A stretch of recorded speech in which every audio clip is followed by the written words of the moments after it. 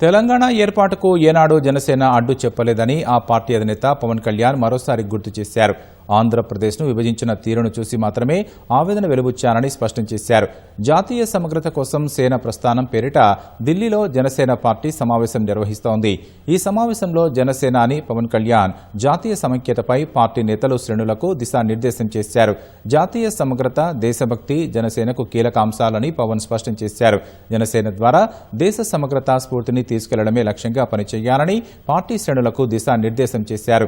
కేంద్రం మెడలు వంచుతామని మాట్లాడే దక్షిణాది నేతలు ఇక్కడ వచ్చి మెత్తపడిపోతారని పవన్ అన్నారు. ఇది ఢిల్లీ విశిష్టత అని చెప్పారు. 2014లో కాంగ్రెస్ పార్టీ ఆంధ్రప్రదేశ్ రాష్ట్రాన్ని విభజించిన తీరు మీద మనం ఆవేదన వెలిబుచ్చాం తప్ప ఇక్కడ తెలంగాణ రాష్ట్ర విభజనని జనసేన ఏ రోజు కూడా దాన్ని అడ్డు చెప్పలేదు. కాకపోతే కాంగ్రెస్ పార్టీ విభజించిన తీరు మటుకు ఒక అసంతృప్తిని, ఒక అశాంతిని సృష్టించింది. ఈ రోజుకి ఆ వారసత్వపు సమస్యలు ఇలాగే ఉన్నాయి. ఆస్తుల పంపకాలు కావచ్చు, అంటే ఇవన్నీ కాంగ్రెస్ పార్టీ ఆ రోజు విభజించిన విధానం కానీ, వాళ్ళ డివిజివ్నెస్ అప్రోచ్ కానీ ఈ రోజుకి ఆ ధోరణి మారలేదు. దానికి ఉదాహరణ ఇటీవల తెలంగాణలో జనసేన సభని అనుమతులు ఇవ్వకుండా అడ్డుకోవడం.